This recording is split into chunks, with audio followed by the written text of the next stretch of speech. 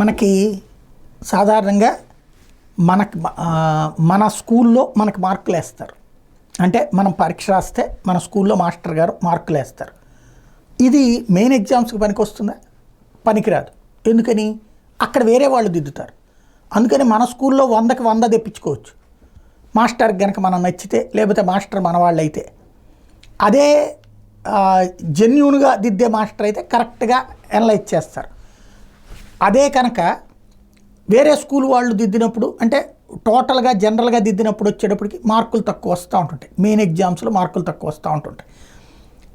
ఈ తరహాలో అంటే అది అసలు వ్యాలిడ్ ఏది? మార్క్ లిస్ట్ అది వ్యాలిడ్. మన స్కూల్లో పెట్టే స్లిప్ టెస్టులు వ్యాలిడ్ కాదు కదా, మెయిన్ మార్క్ లిస్ట్ వ్యాలిడ్.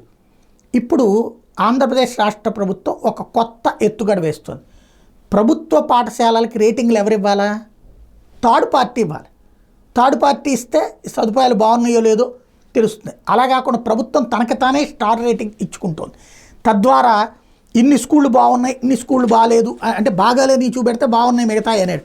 ఇప్పుడు మౌలిక సదుపాయాలకి 18 అభ్యసన సామర్థ్యాలకు సంబంధించినటువంటి విద్యార్థులు చదువు, మార్కులు, ప్రవర్తన, ఉపాధ్యాయులు వాళ్ళ తల్లిదండ్రులు వివరిస్తారు. పిల్లల మెరుగుదలకు ఇంటి వద్ద తీసుకోవాల్సిన చర్యలను సూచిస్తారు. తల్లిదండ్రులకు ఆటల పోటీలు నిర్వహించడంతో పాటు వాళ్ళతో విద్యార్థులు, ఉపాధ్యాయులు కలిసి భోజనం చేస్తారు. విద్యార్థులు ప్రాథమికంగా స్క్రీనింగ్ పరీక్షలు నిర్వహించి ఆరోగ్య కార్డులు అందజేస్తారు. ఇవన్నీ చేసిన తర్వాత స్టార్ రేటింగ్స్ని 18 అభ్యసన సామర్థ్యాలకు సంబంధించి ఇస్తారట. ఇందులో 90 to 100% వస్తే 5 స్టార్లు, 70% to 90% వస్తే 4 స్టార్లు, 50 to 70% వస్తే 3 స్టార్లు, 30 నుంచి 50% వస్తే 2 స్టార్లు, 30% వరకు వస్తే 1 స్టార్. ఇది ఆ తల్లిదండ్రులు వీళ్ళు మార్కులు వేయాలి. తద్వారా అదిగో తల్లిదండ్రులు చెప్తున్నారు ఇది 5 స్టార్ అని, కాబట్టి మా దగ్గర విద్యా ప్రమాణాలు బాగున్నాయి అనేటటువంటిది చెప్పేటటువంటి ప్రయత్నం చేస్తోంది. ఇది ఒక కొత్త ఎత్తుగడ.